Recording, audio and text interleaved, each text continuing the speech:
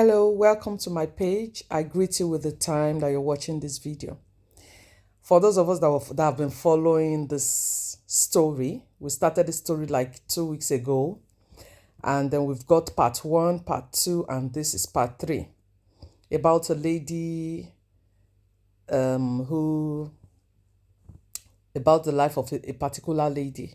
So if you have not seen the part one and the part two, just scroll down and you will get to listen to the story so that you can follow up. Because if you didn't listen to part one and part two, you may not be able to understand what's going to happen in part three. So just scroll down first, listen to part one and part two, and then you come to this one to listen to the part three. Okay, so they got married, and like I said in the last one, things got worse. She was left behind, in her country, and the guy traveled out abroad, went back to base because that was where he was. That was where he was living now. So he went back, they continued with their relationship just like that, off and on, quarrel here and there. The girl was living her life there in her country. The guy was living abroad and planning to bring her to join him, to do a reunion. So that was how they did. To cut a long story short, let's forget about all what happened, during the space of like 3 years. She said 3 years. And he did all the paperwork and everything and got her to join him. So she got there and it was another life. I don't know if those people who used to watch one movie that they call Another Life then. It was entirely another life. A different from everything she had ever imagined. So they got there and, she just got, and the country was a language speaking country. So when she arrived, she couldn't really communicate much because of the language barrier. But she got to meet with her African people who once in a while they talk. But she wasn't really very free to do all what she wanted to do because the guy, didn't allow her to do a lot of things. The situation got worse. In her mind, she just felt maybe when we come together, everything will now be okay. We'll get to know each other better, get used to ourselves. But in the end, it got worse because she came to meet a completely different person. He was now like a stranger to her. It was like she never knew him because his life has totally changed. Even the one she thought she knew was nothing. So they continued like that. She now began to live a kind of lonely life even while she was married. The guy, living with her, always found faults. You don't know how to do this, you don't know how to do that.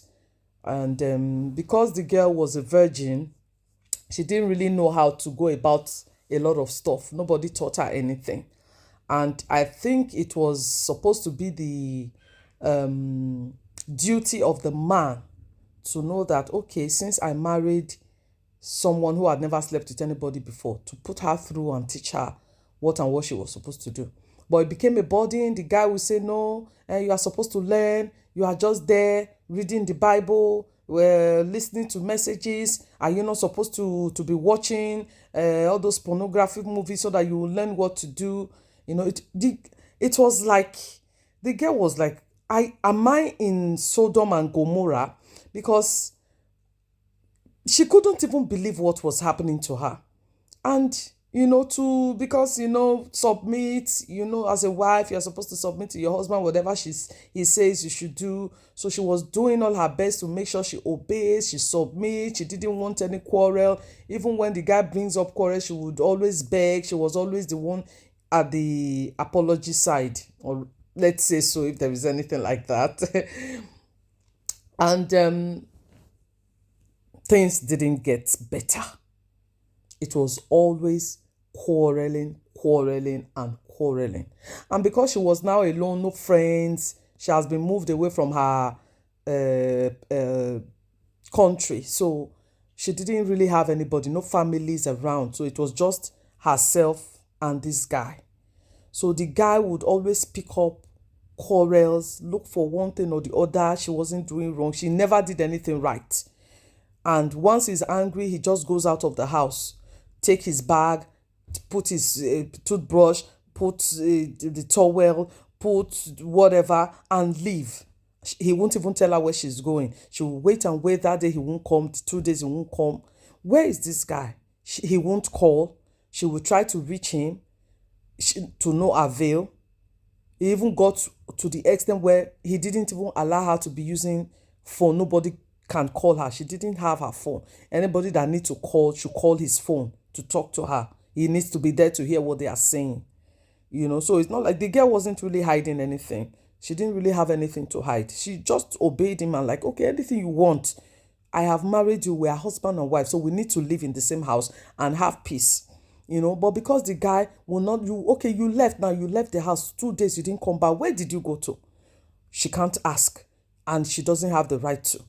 And if she brings up anything, he gets angry again and he leaves. So for him not to be leaving and leaving, or for them not to be quarrel, this lady kept swallowing a lot of things. She swallowed a lot of things. And the thing was now affecting her both mentally, psychologically, and emotionally. Up to the extent she told me that, her body system, everything about her body system changed. And in this process, when people get married, they want to start having children. So no child was forthcoming. A year passed, nothing. So she was just there like, what's happening? And now Africans now, once you get married, everybody will start asking, how far? What's happening now? It's been like 3 months, 4 months. Any better? Any news? How is your body? All those kind of questions now. That will be a topic for another day, where people will just keep, you get married though, but they keep calculating it for you. They will be the one to know that you got married, in case you have forgotten that you're supposed to start having children.